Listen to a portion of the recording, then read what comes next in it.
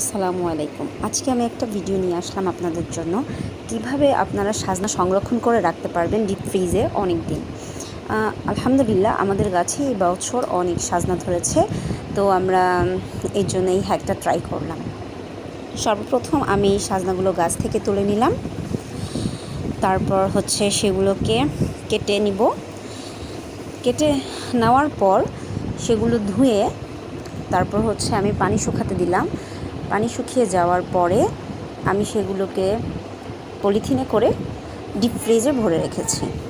এখন আপনারা চাইলে অন্য আরেকটা পদ্ধতি অবলম্বন করতে পারেন। সেটা যে সাজনাগুলো কেটে ধুয়ে হালকা ভাপ দিয়ে তারপর ডিপ ফ্রিজ করতে পারেন। এতে করে আপনার স্বাদটা নষ্ট হবে না আর ভালো থাকবে বেশি দিন। কিন্তু আমি তাড়াতাড়ি খেয়ে ফেলবো, এই জন্য আমি আর সিদ্ধ করে রাখিনি। আর যারা অনেক দিন রাখতে চান তারা সিদ্ধ করে রেখে দিতে পারেন। আশা করি সবার ভালো লাগবে আর সবাই এই হ্যাকটা ট্রাই করবেন।